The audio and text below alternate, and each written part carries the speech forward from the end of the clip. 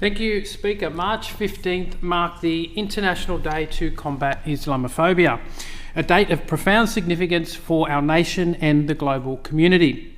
It serves as a solemn reminder of the horrific Christchurch massacre in 2019, where 51 innocent worshippers were murdered while gathered in peaceful prayer at the Al Noor Mosque and Linwood Islamic Centre in New Zealand.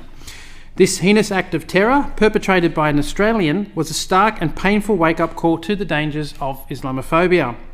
The attack shattered lives and communities, sending shockwaves across Australia and New Zealand and exposing the urgent need for governments, institutions and society to take meaningful action against religious hatred and discrimination.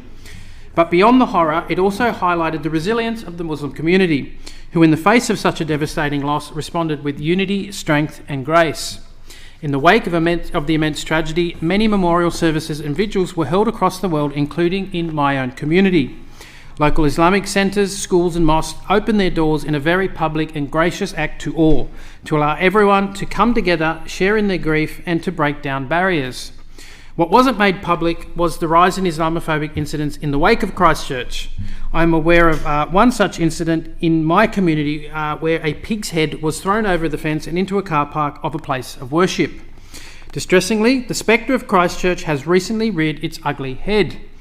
Earlier this month, the Australian Islamic House in Edmondson Park on the border of my electorate was threatened with a Christchurch 2.0 attack. As this incident highlights, Islamophobia remains a persistent issue. Another example I regret to bring to the House's attention is an ongoing targeted campaign of vilification and hatred against a local family in my electorate. The family has been the victim of vulgar taunts outside their home and a series of anonymous letters addressed to Mr. and Mrs. Hamas. Consistent with this experience, the Islamophobia Register, Australia's Islamophobia in Australia report, reveals a troubling rise in incidents across the country. Between January 23 and November 24, 309 in-person Islamophobic incidents were reported, more than 2.5 times the previous figures. Additionally, 366 verified online incidents marked a 250% surge in digital hate speech. Nearly 75% of victims were Muslim women and girls, facing verbal abuse, physical attacks and discrimination in public spaces, workplaces and schools. The report highlights the psychological toll, with 86% of victims reporting distress and 92% experiencing long-term harm. Many now avoid public spaces for safety reasons, yet only 18% of cases were reported to police due to fears of inaction or bias. Islamophobia is not just an issue for those directly affected. It is a challenge to our collective values of fairness, justice and respect. Any attack on one community is an attack on all of us, because a society that tolerates hate will never truly be free, truly safe or truly united.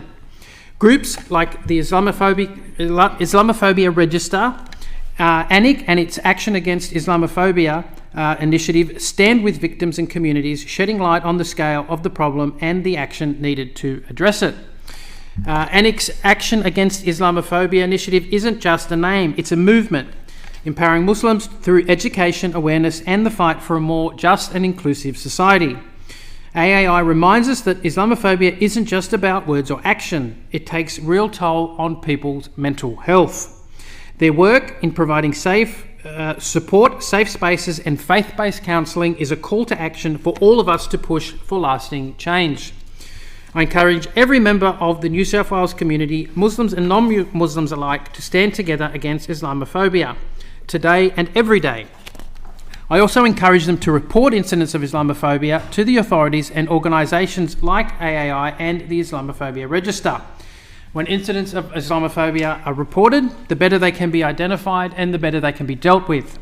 It's not enough to keep our communities safe, welcoming and inclusive for all. We must all call out and reject acts of hatred. In the words of the Quran of Surah Al-Hujurat 49:13, O mankind, indeed we have created you from male and female and made you peoples and tribes that you may know one another. Our differences in race, nationality and status are not reasons for division, but opportunities for understanding and unity. Something we all should do and reflect on. Thank you.